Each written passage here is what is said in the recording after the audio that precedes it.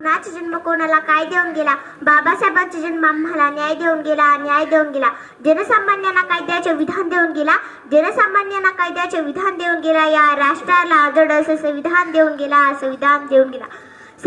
सन्मान्य विचारमंच आदरणीय मान्यवर आणि माझ्या बंधू भगिनींनो, 14 एप्रिल हा दिवस फक्त कॅलेंडरवरची एक तारीख नसून कारणे घातलेला कलाटणीचा दिवस आहे. आजच्या दिवशी भीमराव बाबासाहेब आंबेडकर नावाचा एक क्रांती सूर्य जन्माला आला होता, ज्याने हजारो वर्षापासून अन्यायाच्या काळोखात खितपत पडलेल्या समाजाला स्वातंत्र्याचा सूर्य दाखवला होता. डॉक्टर बाबासाहेब आंबेडकर यांचा जन्म 14 एप्रिल 1891 मध्ये मध्य प्रदेशातील महू या गावी झाला. त्यांच्या आईचे नाव भीमाबाई व वडिलांचे नाव रामजी असे होते. भीमराव रामजी आंबेडकर असे त्यांचे पूर्ण नाव होते. डॉक्टर बाबासाहेब आंबेडकर हे लहानपणापासून खूप हुशार व महत्वाकांक्षी विचारांचे होते. त्यांना शालेय शिक्षण घेताना स्पृश्य म्हणून मानाने स्वीकारावी लागली, पण ते मुळीच खचले नाहीत. हे स्वातंत्र्य होते मानवी हक्क मिळवण्याचे, हे स्वातंत्र्य होते शिक्षणाचे, हे स्वातंत्र्य होते सामाजिक परिवर्तनाचे आणि हे स्वातंत्र्य होते माणसाने माणूस म्हणून जगण्याचे. म्हणूनच वंचितांना शोषितांना माणूस म्हणून हक्क मिळवून देणारे हे बाबासाहेब मानव नसून महामानव आहेत.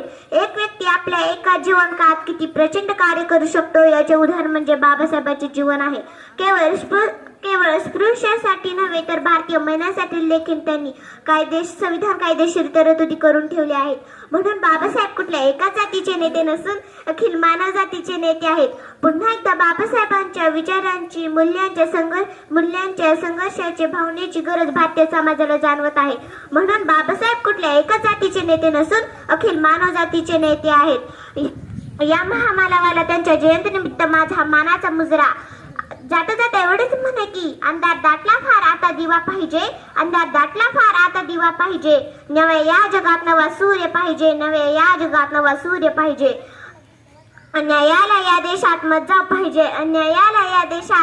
पाहिजे. भारतीयांच्या रक्तात पुन्हा भीमराव पाहिजे.